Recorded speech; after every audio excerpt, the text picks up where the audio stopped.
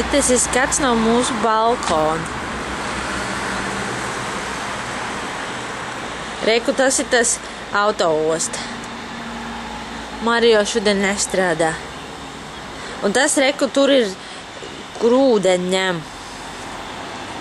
Es vēl nezinu, kā pievēl klāt, bet tas nekas vairs tur parādīs. Re. Te ņem ūdeni. Un tas ir mūsu cūkuds balkons. Un tur tālumā, kā tur pamēģinās nekur koku tur bija? Šitā. Šitā? Jā. Uz pie sevis. Nu, tā ir, kas tā bija? Tā jau nav Amerikāņu akadēmija.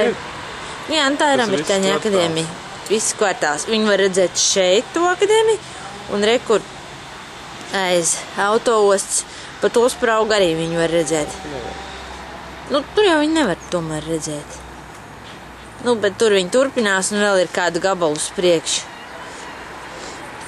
Tā tad te bija tā akadēmija, un rekur mūsu cūkuds balkons. Rekur es pakāpšos tā, reku var redzēt mūsu uzrakstu. Un tagad var redzēt Tivaru. Rekur ir mūsu durvis. Jā, un rekāds mums drausmīgs balkons vēl joprojām nav sakopts, bet tas nekas. Jo mums nevajag kopt ārpus, ja mums ir jākop iekšpus. Reku mūsu pīpēņa beņķi un Ivar Loriņa pīpēšana. Reku. Tā. Reku ir mūsu veļas aukla. Reku tie ir mūsu logi. Un rekā mums tur neieiet gaisma labi iekšā. Mums ir tikai puslogi. Mums vienmēr ir patums šī istabā. Jā, un reku ir pirmais skats. Pa to mēs tagad iesim uz to Makenziju pludmalu, tur, kur mēs agrāk dzīvojām. Mēs esam uz nākamā krustojumu, un te es paiešos pāri ielai. Parādīšu, kāds tur ļoti skaists kociņš ir. Olīvu koks. Un Ivariņš imitē, kā viņš ēd olīvas, kuras viņam negaršo. Tur mašīna braustajām. Reku, te skatāmies tālāk, reku ir smukā māja ar strelīcijām. Reku, te patās būs. Nākamajā kadrā varēs redzēt, kā mēs tur ejam klāt. Reku ir strelīcijas. Un tā māja īstenībā ir ļoti jocīga, jo tā nemaz nav māja. Tā ir viena tāda siena, un aiz tās sienas ir nekas pagalms. Un tad tur iekšā ir viena cita māja pavisam. Nu, manuprāt, ļoti smuki. Palma arī var redzēt. Bet tā nav no tām smukākajām ielām.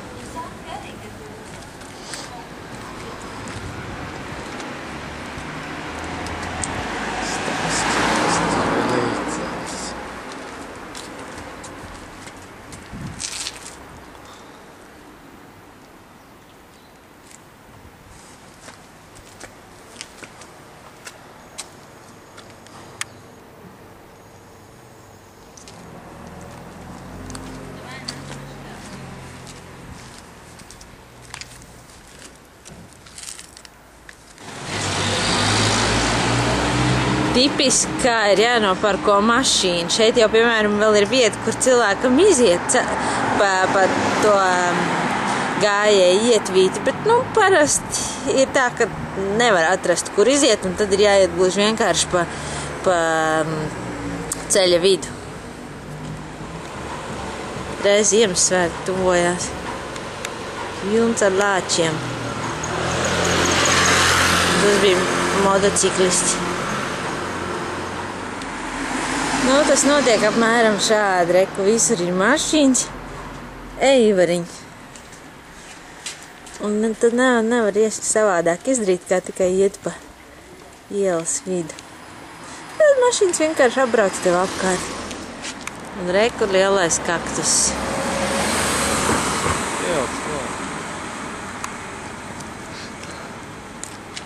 Un tagad var redzēt, cik viņš ir liels pret visu.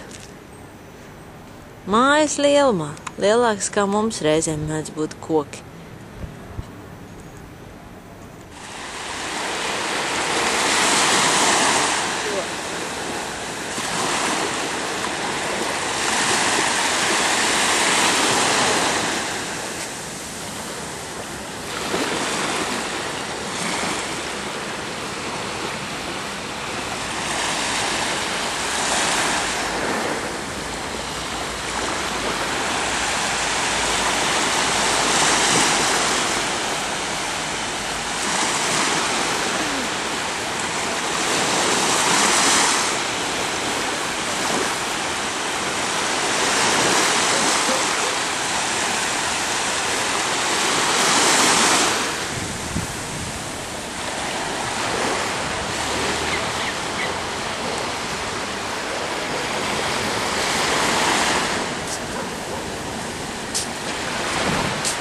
Kāds ūdens? Ir bijis siltāks bez šaubām, bet man liekas, es varētu ieiet pilnīgi mierīgi. Tas gan. Nu, iesim? Pasties pakulmē tur, reku viens peldēts.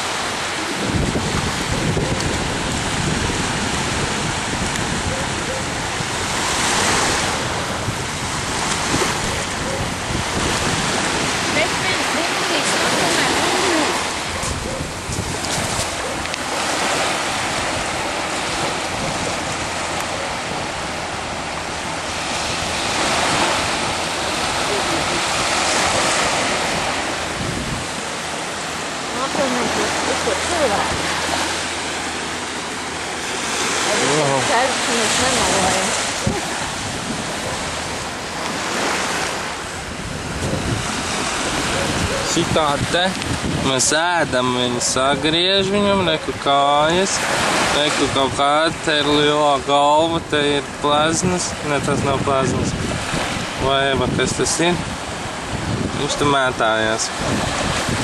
Mēs viņu varētu paņemt, sagriezt un sacept, bet mums nav saldētavas, mēs nevaram viņu kīpēt. Tā kā tam. Labi, viņš arī ir beigts, ja kas. Es negribēju uzspiest, bet Liena vēlējās mērogu. Tā kā, nu, pieliec tuvāk drusku. Šeit? Jā, vot. Mērogam var redzēt. Kurš tev izmērs? 38. Nu, tas ir basketbolista bota, karoči. Šitā te liela. Nu, šis jau vēl ir maziņš, bet nu labi, tāds viņš te mētās. Novirzamies no tēmas. Mēs rekur, mums būtu jāiet tālāk pa krastmalu, bet es gribēju parādīt gliemežu tirgotavas, gliemežu vāku un gliemežu vāku izstrādājumu. Reku tā viņi arī karinās, ar viens cilvēks nāk pretī.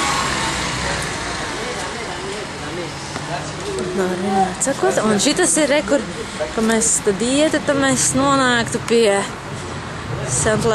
Santlazaro baznīcas un līdz ar to arī pie Ksanaka mājas. Tāpēc mēs tur baigi dziļi neiesim, bet ar vienmēr sakot, doma bija tāda, jā, ka šeit arī uz priekšu, šeit pa šeit nejot, vēl ir daudz tās gliemežu vāku tirgotavas, bet tagad mēs iesim atpakaļ, es tikai gribēju parādīties. Tā, šī vietā mēs tagad esam nonākuši līdz tādam īstam krustpunktam. Aiz šīs te sienas, nu mēs viņus tā kā pa tādiem vārtiem saucam. Te beidzas, un reku tur ir arī viena mošeja un kaut kāda baznīca un viss. Šeit beidzas tā gājēja iela, paskatāmies atpakaļ, reku tur viņi ir, un reku tas moliņš, par kur es stāstīju. Ar vienvārdu sakot, šeit ir tā turistu daļa, tipiskā, un mēs tagad pa šo te mazo staciņu tur iesim. Un tad mēs nonāksim jau pilnīgi citā vietā un pasaulē, un tas... Veco cilvēku rajonu. Ko var sauc par veco cilvēku rajonu, jo tur dzīvo tiešām tādi cilvēki, kas, nu, gan zvejnieki, gan arī, kur ir tādas mazītiņas mājiņas, nu, to varēs redzēt. Un arī tādas vecas tantiņas melnās klētās, kādas var redzēt tikai uz kartiņām un veco cilvēku rajonā.